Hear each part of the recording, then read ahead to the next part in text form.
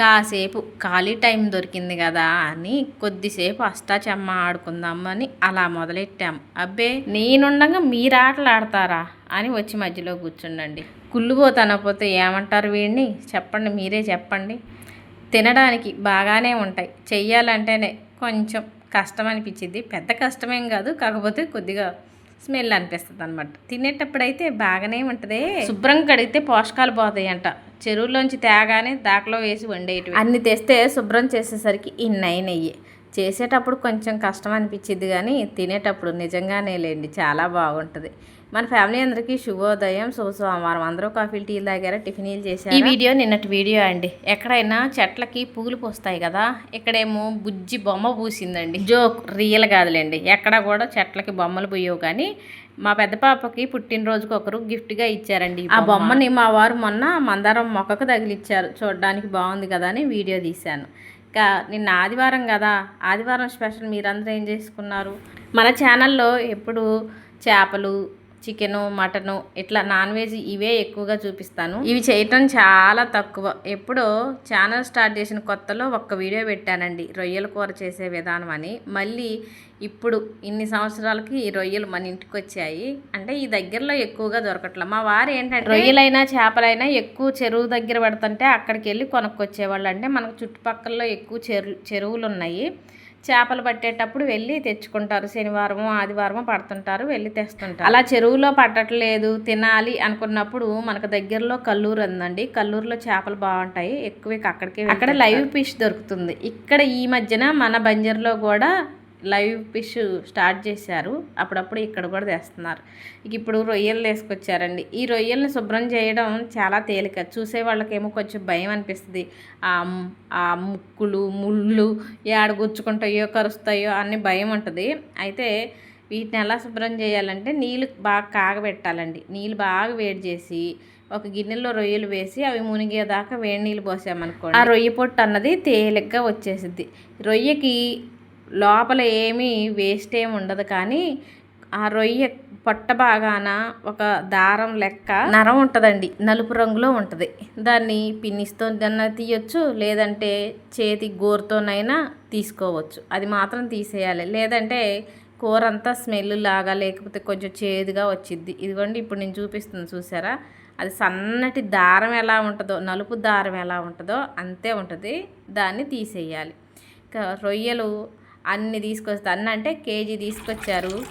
శుభ్రం చేసేసరికి కేజీ అయినాయి అనమాట. రొయ్యలైనా చేపలైనా శుభ్రం చేసేటప్పుడు నీచు వాసన ఎక్కువగానే వస్తుంది. అలాగే తిన్న తర్వాత ప్లేట్లు కూడా అంతే వస్తాయి, కానీ తినడానికి ఏ వాసన రాదు, ఇష్టంగా తింటాం. రొయ్య పట్టు వలిసిన తర్వాత ఇలా 4-5 సార్లు కడుగుతుంటే మా వారు ఏం మాట్లాడుతున్నారో కొంచెం వినండి. ఎందుకని సార్లు కదా బలం పోద్దా అని, దాంట్లో ప్రోటీన్స్ అన్నీ పోతాయి. తెక్కలమా అయితే చెరువులో తీసుకొచ్చి దాకలో పడేసి మరి తీసుకొని అట్టదన్నారు. చేప కూడా శుభ్రం చేయాలి. మా ఇంట్లో చేపలు శుభ్రం చేయాలన్నా, రొయ్యలు శుభ్రం చేయాలన్నా, కోడి కొయ్యాలన్నా ఎక్కువ మావారేనండి. పాటికి 10 సార్లు కడుగుతారు. కానీ ఇప్పుడు ఇలా ఎందుకు అంటున్నారంటే జోక్గా అంటున్నారు, సీరియస్ కాదు. మొన్నటి వరకు మన మొక్కజొన్న తోటకి కోతులు రాకుండా కాపలా మన తోటలో షెడ్ దగ్గర ఉన్నారు కదా, వాళ్ళు ఛత్తీస్గఢ్ నుంచి వచ్చారండి. మన మాట పెద్దగా అర్థం కాదు. మేము అప్పుడప్పుడు తోటలోకి వెళ్ళినప్పుడు వాళ్ళు వంట వండుకుంటుంటే చూస్తున్నాం కదా. మొన్న ఈ మధ్యన చేపలు తెచ్చుకున్నారు. పైన పొట్టు వరకు తీసేసి కట్ చేసి ఒకసారి కడిగేసి కూర చేసుకుంటున్నారు. అప్పుడు మేము అన్నాము, అమ్మ లోపలదంతా వేస్ట్ అంతా తీసేస్తే నీచు వాసన రాదు, బాగుంటుంది కూర అంటే, ఏమో అన్న మేము ఎప్పుడు ఎట్టే చేసుకుంటాము అని ఆ అబ్బాయి చెప్పాడు. అది గుర్తుకొచ్చి చెప్తున్నారు. అయితే ఎవరెవరి ఇష్టం వాళ్ళదండి. ఇప్పుడు మనకి వాళ్ళ అలా చేసుకోవటం చూస్తే అదోలా అనిపించింది. ఇప్పుడు మనం నాన్ వెజ్ తింటున్నాం. నాన్ వెజ్ అంటే ఇష్టం లేని వాళ్ళు మనల్ని చూసినప్పుడు ఏమనుకుంటారు, చీ అట్లా ఎట్లా తింటున్నారు అవి అనుకుంటారా లేదా? అట్లే ఎవరెవరి ఇష్టం వాళ్ళది. వాళ్ళు అట్లా తింటాం అలవాటు, ఇక అట్లా తింటారు. మనం అట్లా తినం కదా, మన అలవాటు ఇట్లా అనమాట. రొయ్యలు శుభ్రంగా కడిగేసి మరోసారి పసుపు ఉప్పు వేసి కడిగి ఇక అట్లా పెట్టేసి ఇక కూర చేసేసుకుందాం. ఎండాకాలం వచ్చిందంటే వంటగదిలోకి రావాలంటే భయం వేస్తుంది. ఫ్యాన్ ఉంటే బాగుండు వంటగదిలో కూడా అనిపిస్తుంది, కానీ వంటగదిలో ఫ్యాన్ ఉంటే మనం వంట చేయగలమా? ఫ్యాన్ చూస్తుంటే గ్యాస్ ఎందుకు ఆగిద్ది, గాలికి ఆరిపోతూ ఉంటుంది. ఈ ఎండాకాలంలో అన్నం ఉడికేదేమో కూర ఉడికేదేమో, కానీ మనమైతే సగం ఉడికిపోతాం కదా. ఇక కూర చేసుకుందాం. స్టవ్ వెలిగించి గిన్నె పెట్టి రొయ్యల కూరకు సరిపడా ఆయిల్ వేస్తున్నా. 3 స్పూన్ల ఆయిల్ వేసాను. ఆయిల్ కొంచెం వేడెక్కిన తర్వాత నేను వీడియో వచ్చింది అనుకున్నాను, కానీ వీడియో తీసాను అనుకున్నాను కానీ రాలేదండి.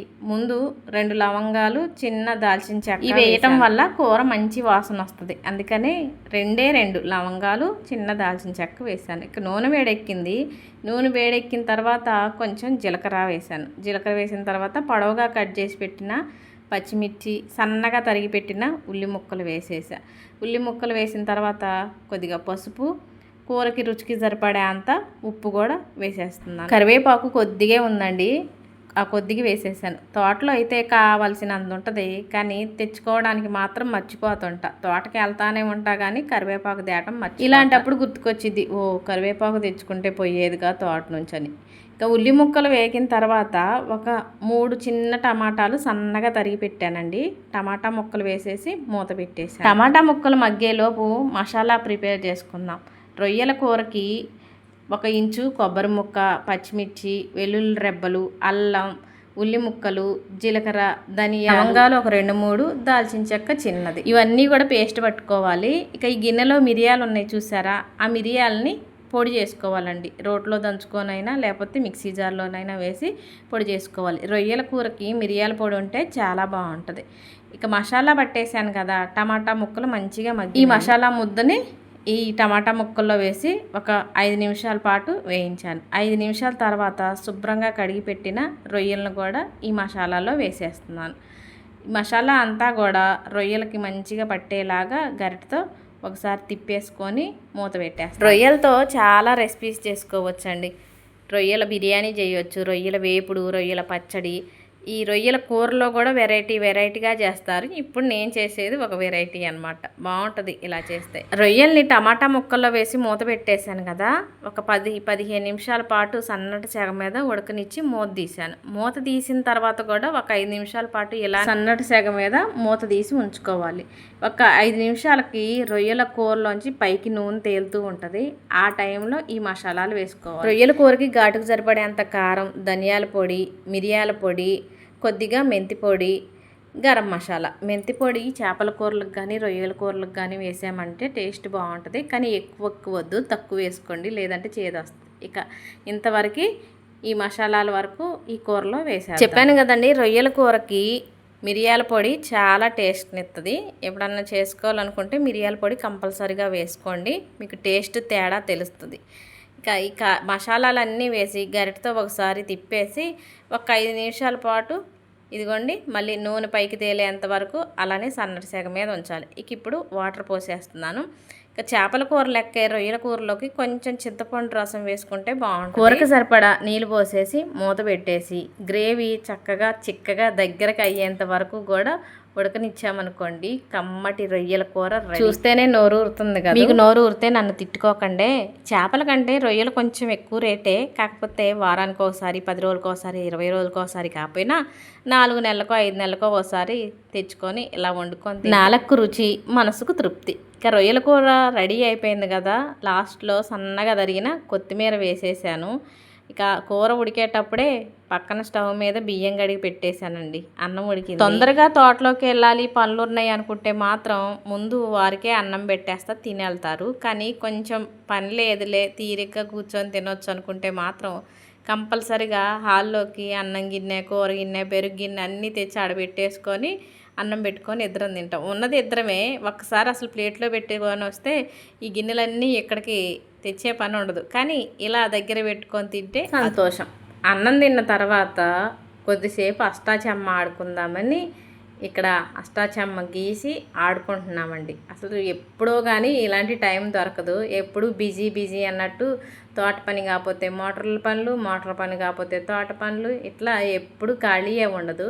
అప్పుడప్పుడన్నా ఇట్లా కొద్దిసేపు ఏదో రిలీఫ్ కోసం ఆడుకుందామని అలా కూర్చొని కొద్దిసేపు ఆడుకున్నాం. అస్సలు ఆడు లియోగాడు అస్సలు అబ్బే నేనుంటే మీరు ఆడుకో. ఇక్కడ మీరు గమనించండి, మా వారేమో గవ్వలేసారు, చాట్ని వచ్చిండు తీసుకొని వెళ్ళిపోయాడు. మా వారు అసలు అది చూడలేదు. ఇంకా గవ్వ అక్కడే ఉంది అనుకుంటున్నారు. నేను చెప్పేదాకా గవ్వ ఆడు ఎత్తుకుపోయిండు అనే చూడలేదు. చూడండి ఇక గవ్వ తీసుకెళ్ళిండి అని చెప్తే వాడిని ఇలా దగ్గరికి లాక్కొని వాడి నోట్లోంచి గవ్వ తీసుకున్నాడు. అలా చేతులు పెడితే కొరుకుతాడని మీరు భయపడకండి, ఎందుకంటే కొరికేవాడైతే అసలు అంత ధైర్యంగా మేము చేతులు పెడతామా పెట్టం. మా దగ్గర అలాంటి శకలు ఏమి చూపించడు, కానీ కొత్త వాళ్ళని చూస్తే కైలాడతారండి. అంటే ఆ మాత్రం ఉండాలిలేండి, మరి తెలియని వాళ్ళు బయట వాళ్ళు ఎవరన్నా వస్తే వాడంటే కొంచెమైనా భయం ఉండాలి కదా. భయం ఉండాలి కదా అని రోడ్డు మీదకి వదిలేయంలేండి, మన గేట్ లోపలే ఉంటాడు. అయితే కొంచెం వాడి దగ్గర చిలిపి చేష్టలు ఉన్నాయి. కొంచెం సంధించామనుకోండి, ఈ గేట్ అయితే తీయాది కాదు, కానీ బయట గేటు అటో ఇటో నెట్టి రోడ్డుకి వెళ్ళిపోతారు అప్పుడప్పుడు. ఇక వాడు వెనకబడి మేము పోవాలన్నమాట. ఎటు పోతుండో ఎటు తిరుగుతుండో ఎవరిని ఏమంటాడో అని. ఏదో ఎప్పుడో ఒక 2 నెలలకో 3 నెలలకో అట్లా తప్పించుకొని ఉరుకుతూ ఉంటాడు. వదిలేసినాం అనుకోండి మళ్ళీ మన ఇంటికే వస్తాడు, కానీ ఎవరిని ఏదన్నా అంటాడని భయం. అందుకని వాడు వెనకే కాపలాకి వెళ్తామన్నమాట. మేము కుక్కల్ని పెంచుకుంటే తప్పులేదు, కానీ వాటిని బయటికి వదిలేయకూడదండి. బయట జనాల మీద పడేటట్టు మన గారాబం మన గేటు వరకే ఉండాలి, అవతలికి పోనీయకూడదు అనేది నా అభిప్రాయం. కొద్దిసేపు వాడిని ఇటు రానియకోకుండా అష్టాచెమ్మ ఆడాలని నేను వాడిని మెడపైన చదురుకుంటూ అట్లా కూర్చోబెట్టుకున్నాను.